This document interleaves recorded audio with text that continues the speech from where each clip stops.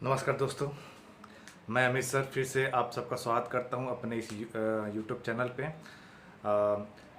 दोस्तों, पिछली वीडियो में हमने कैन में कुड और माइट का यूज सीखा था, तो उसी क्रम को आगे बढ़ाते हुए अब हम लोग पढ़ने जा रहे हैं यूज ऑफ सेल और विल।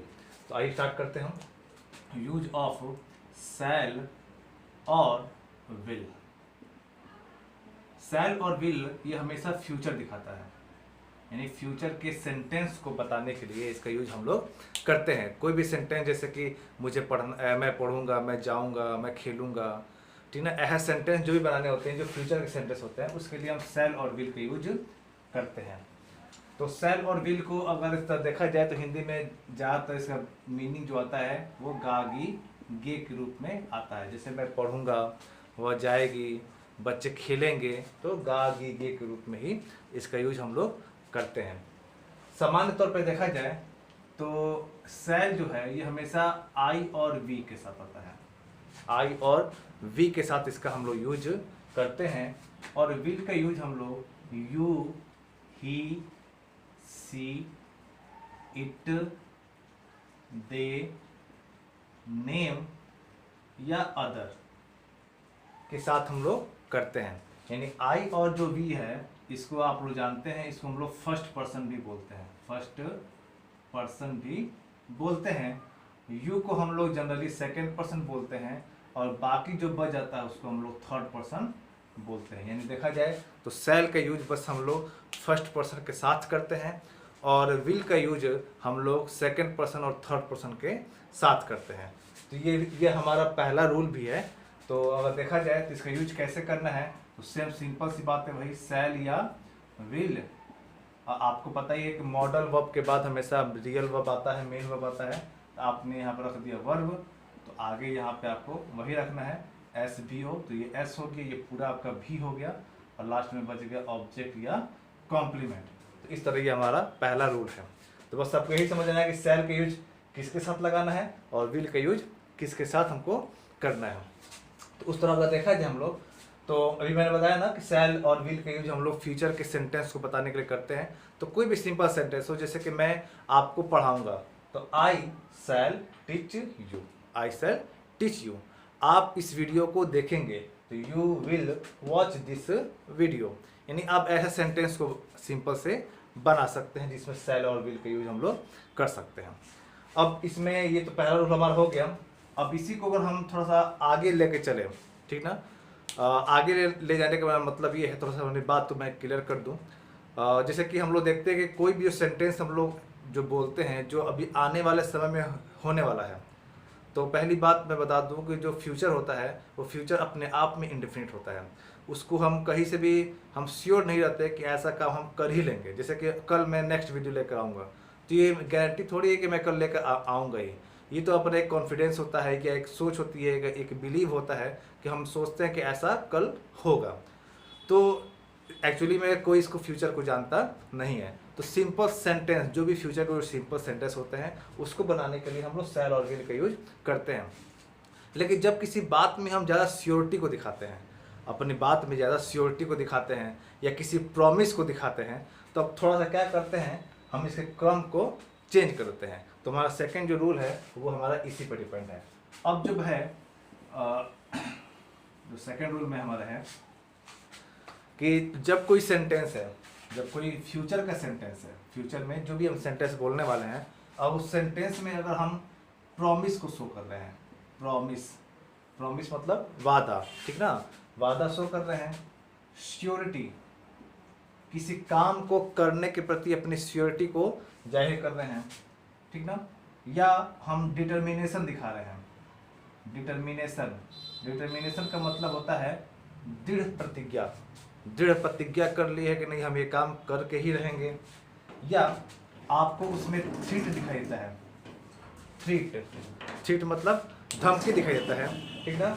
तो आप जब भी ऐसे कोई सेंटेंस है जो फ्यूचर में जिसमें धमकी, दृढ़ प्रतिज्ञा, श्योरिटी, प्रॉमिस, वादा, ये सब दिखाते हैं, ठीक ना, या कमांड, कमांड, कमांड मतलब आदेश होता है, ठीक ना, या वार्निंग,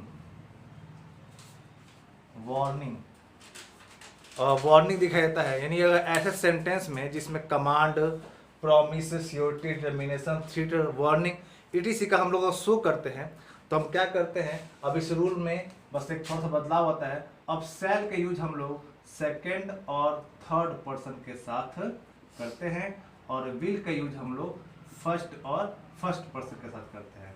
यानी विल का यूज फर्स्ट पर्सन के साथ और सेल का यूज सेकेंड और थर्ड पर्सन के साथ करते हैं। जैसे सपोज दैट आपको सेंटेंस बोलना है, मुझे प्रॉमिस दिखाना है कि मैं वादा करता हूँ कि मैं तुमसे कल मिलूंगा, मैं वादा करता हूँ कि मैं तुमसे कल मिलूंगा। तो मैं इसको ऐसे बनाऊंगा कि I promise you, I promise you, I shall meet you, मैं आपसे मिलूंगा। तो अब यहाँ पर हम शैल का यूज ना करके हम यहाँ पे विल का यूज करेंगे कि आई विल मीट यू, मैं आपसे मिलूंगा।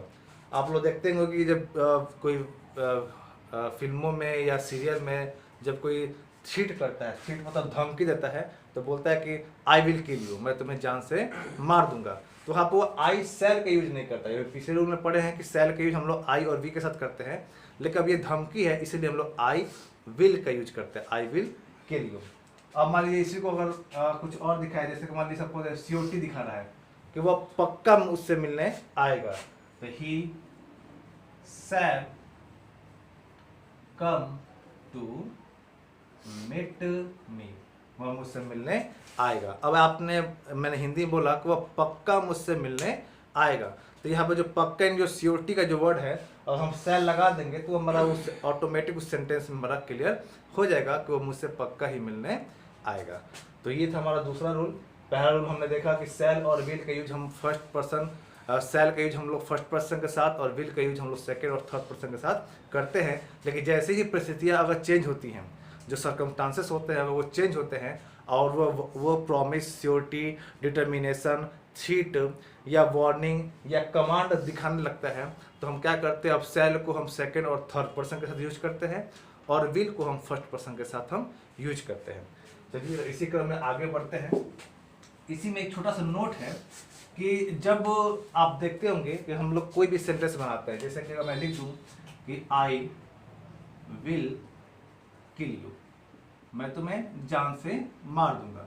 अभी धमकी दे रहा है कि मैं तुम्हें जान से मार दूंगा, तो विल तो हम इसके साथ यूज कर दिए। तो अब इसका निगेटिव बनाना है, निगेटिव, तो हम लोग फिर लिखते हैं कि I will not kill you, मैं तुम्हें जान से नहीं मारूंगा। ये भी सेंटेंस सही है, लेकिन जैसे ही हम इसका इंट्रोगेटिव बनाते हैं, interrogative, will I kill you, क्या मैं तुम्हें जान से मार दूंगा। तो अभी जैसे ही क्वेश्चन बोलता है ना विल आई किल यू, क्या मैं तुम्हें जान से मार दूंगा, तो दिख रहा है कि सेंटेंस में कोई तो श्योरिटी है ही नहीं। तो अभी खुद वो कंफ्यूज है, वो ऐसा काम कर सकता है कि नहीं कर सकता है। तो अब ये हमारा सेंटेंस यहाँ पे रॉन्ग हो जाता है। अब यहाँ पे हमें फिर से वापस सेल पे चलना पड़ेगा, यानी अब इसके साथ हम सेल का ही इस्तेमाल करेंगे, सेल आई किल यू। यानी हमारा जो थर्ड रूल है, वो थर्ड रूल हमारा ये कहता है, जो हमारा रूल थर्ड है, रूल थर्ड हमारा कहता है कि जब इंट्रोगेटिव सेंटेंस हो, इंट्रोगेटिव मतलब जब क्वेश्चन वाले सेंटेंस हो, इंट्रोगेटिव सेंटेंस, तो फिर से जो ये हमारा क्रम होता है, ये सेल होता है फर्स्ट के साथ और जो विल होता है वो हमेशा सेकेंड और थर्ड पर्सन के साथ ही हम लोग यूज करते हैं, यानी फिर से उसी क्रम पे जाता है। जैसे अगर मुझे बोलना है कि ही शैल कम टू मीट मी, यानी वह मुझसे मिलने अवश्य आएगा, यानी वह मुझसे पक्का मिलेगा। ही shall not come to me, वह पक्का मुझसे मिलने नहीं आएगा। शैल ही कम टू मीट मी, क्या वो मुझसे मिलने आएगा, यानी अभी सेंटेंस में कोई श्योरिटी नहीं है, तो हम फिर से उसी क्रम पे चलेंगे, will he come to meet me. तो ये था हमारा इसका तीसरा रूल। अब जो हमारा चौथा रूल है, इस शैल और विल का आखिरी रूल भी है, तो हम लोग इस पर चलते हैं। जो लास्ट रूल है हमारा चौथा नंबर, इसका यूज हम लोग अपनी इच्छा, अपनी नहीं, दूसरे की इच्छा जानने के लिए, दूसरे की इच्छा जानने के लिए, दूसरे की इच्छाओं को जानने के लिए, या अपनी सेवा देने के लिए, अपनी सेवा देने के लिए भी हम शैल और विल का यूज हम लोग करते हैं। यानी दूसरे की कोई इच्छा है, उसको जानना है, तो उसको जानने के लिए और अपनी कोई अगर सेवा देना चाहते हैं या सेवा देने के लिए हम शैल और विल का यूज करते हैं। और कैसे करते हैं, तो हमेशा इंट्रोगेटिव सेंस में करते हैं, यानी क्वेश्चन के रूप में करते हैं, यानी इंट्रोगेटिव सेंटेंस को बनाते समय करते हैं। जैसे कि मान लीजिए सपोज है दरवाजे पे बेल बजा, ठीक ना, और आप सपोज दैट किसी के घर पर गए हैं, आप उसके गेस्ट हैं और एक दरवाजे पे बेल बजा और आपने देखा कि जो घर का जो होस्ट है वो किसी काम में बिजी है, तो आपको जो जाहिर सी बात है आपका तो हक बनता नहीं है, लेकिन फिर भी आप उससे पूछते हैं क्या मैं दरवाज़ा खोल दूँ। यानी आप उसकी इच्छा को जानने की कोशिश कर रहे हैं, क्या मैं दरवाज़ा खोल दूँ, और अपना सेवा भी देना वहाँ पे चाहते हैं कि मैं इसका यहाँ गेस्ट हूँ, कम से कम थोड़ा बहुत जो भी मेरे से हो सके वो मैं कर सकूँ। तो वहाँ पर हम कहते हैं कि shall I open the gate, shall I open the gate. इस तरह हम देखा जाए यहाँ पे तो शैल और विल का यूज हम लोग किसी की इच्छा जानने के लिए या अपनी सेवा को देने के लिए वहाँ पे करते हैं। जैसे हम पूछते हैं ना क्या आप चाय पियेंगे, तो will you have a cup of T, यानी इसका मतलब हुआ कि आप चाय पीना पसंद करेंगे कि नहीं करेंगे, यानी हम उसकी इच्छा को जानना चाहते हैं। क्या मैं यहाँ बैठ जाऊँ, तो आप वहाँ पर पिछले वीडियो बताया था कि मे, कैन, कुड, माइट का भी यूज आप लोग कर सकते हैं। लेकिन अगर आपको सिर्फ जनरली उसकी इच्छा को जानना है कि मैं बैठ सकता हूँ कि नहीं बैठ सकता हूँ, तो आप पूछ सकते हैं वहाँ पे कि शैल आई सिट हियर। तो ये था हमारा आज का रूल, शैल और विल का यूज हमने सीखा कि शैल का यूज और विल का यूज हम लोग कहाँ कहाँ करते हैं। उम्मीद है कि आपको समझ में आया होगा, और मैं चाहूँगा कि अब पिछली वीडियो की तरह ही कि आप लोग इसमें अपना होमवर्क करते रहिए। बहुत से बच्चों का मुझ पर रिप्लाई भी आ रहा है, अब उन लोग मुझे होमवर्क भी चेक करा के दे रहे हैं लोग। अच्छा भी लग रहा है कि वो लोग अपना होमवर्क कर रहे हैं, बहुत सारे अच्छे से सेंटेंस बना रहे हैं। जैसे मैं अभी सिंपल सेंटेंस बताता हूँ, वो लोग ऐसे ऐसे सेंटेंस भी ला कर रख देते हैं मेरे सामने, तो बड़ा खुशी मिलता है कि चलो बच्चे बहुत ज़्यादा तब सोच भी रहे हैं। तो उम्मीद करता हूँ कि आप लोग भी ऐसी अब अपने कंटिन्यूटी को बनाए रखेंगे। चलिए, तो आज के लिए मैं यही पर समाप्त करता हूँ। फिर हम नेक्स्ट वीडियो में अब हम लोग पढ़ेंगे विल का और शैल का, इसका जो पास्ट फॉर्म है उसके बारे में पढ़ेंगे, या हम देखते हैं कि उसके आगे क्या है, उसी क्रम में हम आगे बढ़ेंगे। ठीक है, तब तक के लिए आप लोग अपना ख्याल रखिएगा।